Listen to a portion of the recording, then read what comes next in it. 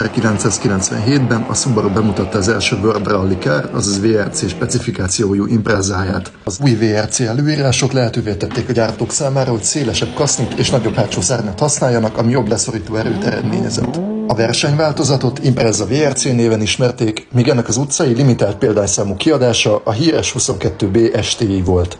Subaru Impreza VRC szívét egy 2 literes, 4 hengeres, 16 szelepes turbós boxermotor jelentette. A boxer elrendezés alacsony súlypontot biztosított, ami jelentős előnyt jelentett a kanyarstabilitásban.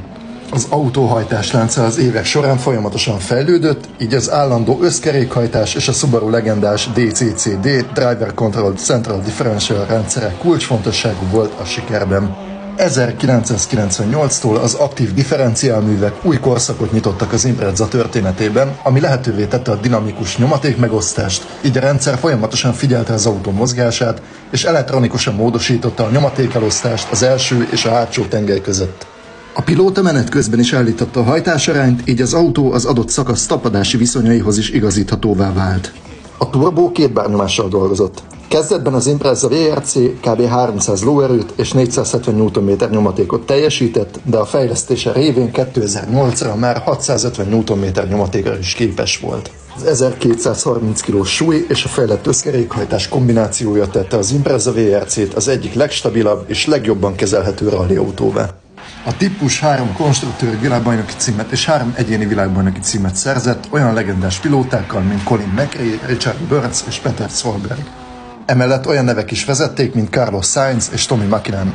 Az autó összesen 46 futamgyőzelmet szerzett, ezzel az egyik legsikeresebb rallyautóként tartják számon. A Subaru egyik legnagyobb előnye mindig a megbízhatóság volt.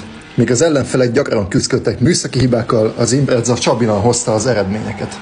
Bár az autó rendkívül versenyképes volt, a Subaru végül 2008 végén bejelentette visszavonulását a VRC-ből a globális gazdasági válságra hivatkozva.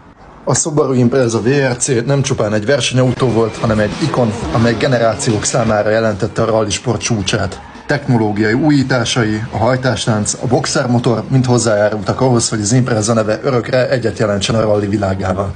Az egykori bajnokok autója még ma is a rally világának egyik legkedveltebb és legnagyobb tiszteletnek örvendő gépezete.